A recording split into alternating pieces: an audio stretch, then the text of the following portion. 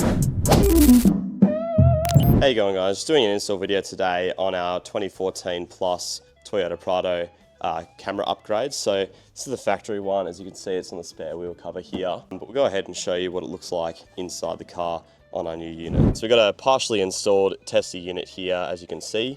I've put the car in reverse. It's got our lines over the top of it, but this is what the factory one looks like. So just sort of take note of the quality. You can see how much is visible on the screen, and that's sort of your baseline. So the reason for this is obviously it's an older camera, but it's an older format called CVBS.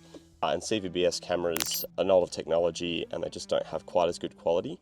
So the one we'll be putting in is AHD, which is high definition. So it's a 1080p display resolution, and it's just much more modern. So we'll show you how to put it in, and then you can see the difference in quality at the end. So starting with getting this factory one out, what we need to do first is remove the wheel cover. So what we need to do there is grab this little panel here, just pops straight off if you grab it and pull it. I'll just put this away for the sec.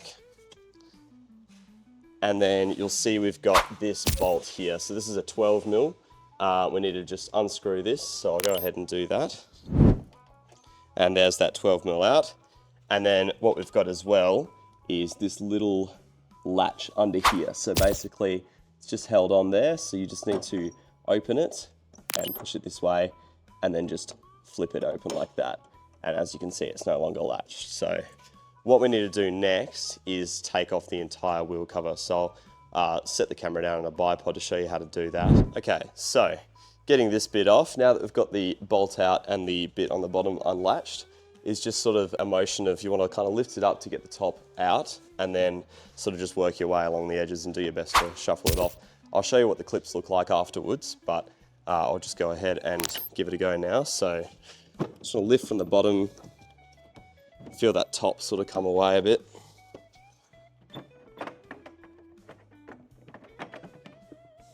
And just shuffle around, make sure that's not relatching itself. There we go. So yeah, getting a hand underneath from the bottom and sort of just sliding it outwards is kind of the best method, but as you can see, that'll come away now, and put it on the ground facing this way so you don't scratch it up. Okay, so next bit, we've just got the tyre here obviously, but then we've got two more 12 mils. So this one here and that one back inside there. So once you've got these two out, this whole bracket will come away and we'll be able to unplug the camera. But yeah, we'll just go ahead and get something a little bit longer so you can reach in there and get that out. They might be a bit tight if it's your first time pulling it out. But yeah, I'll just go ahead and unscrew these and show you how to unplug the camera. Right, so now that those two are undone, obviously the only thing holding it in place now is the plug itself. So easiest way to get this out, because pushing on it's kind of just not going to work with how stiff these can be, is just grab a little small flathead like this, come in from this side and just try and gently lift up this lever here. So there we go, just like that. And then pull off the plug. There we go. So here's the bracket with the camera attached. And then all we have to do now is take out these 4 screws. I did lose that one there. And then you can get the camera out and swap it with that one. So we'll go ahead and unscrew these.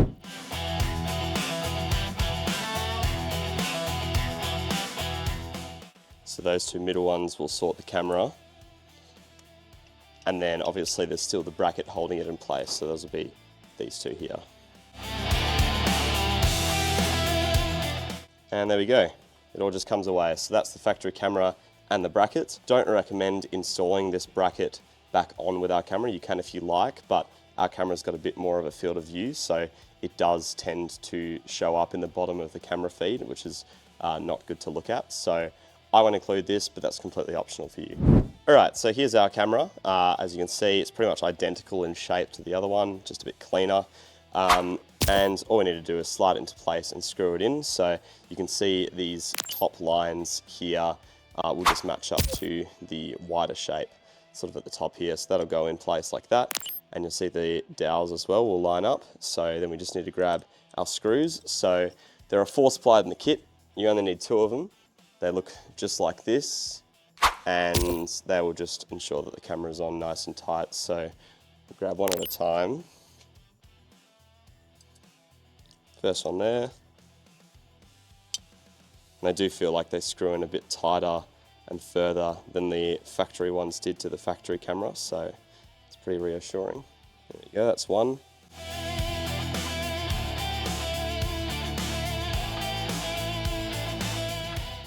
And yeah, there's number two. So there's the camera in place in the bracket now.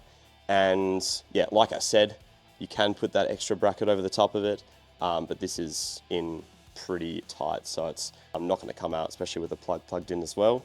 So I wouldn't worry too much about that. I highly recommend not installing that. Now's a good time as well to clean the lens in case you've been touching it while putting it in. So just grab a little cloth and do that. And then we can go ahead and just attach it back onto the wheel. All right, so pretty simple here, just the same process, but in reverse to get all of this back in place. So plugging in the camera, like so, and just move it into place so that the brackets line up, just like that. And start with the bottom screw, just because it's harder to get to.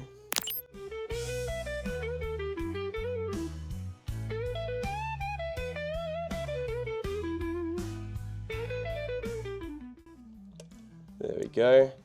Make sure the brackets are pretty straight and level as you're doing this before you tighten anything too much.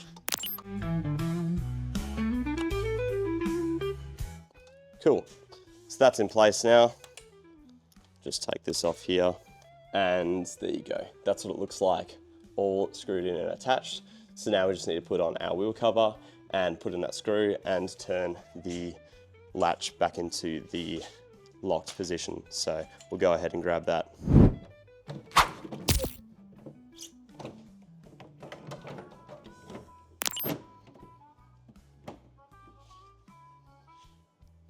It's in place.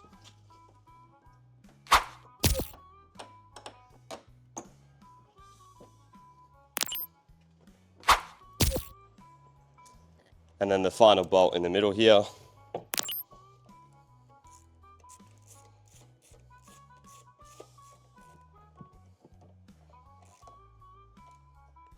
Cool.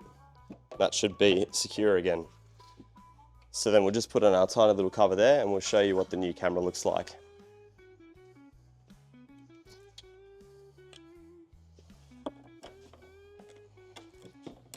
Alright, so that's the end of the install. That's what the new camera quality looks like, so just focus in on it there. As you can see how clear that car in the background is, if I just focus on that a bit. And you can see obviously the bottom section there, that's Ben.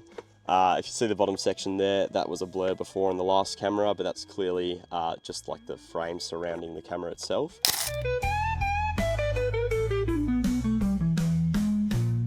That's what new AHD 1080p quality looks like.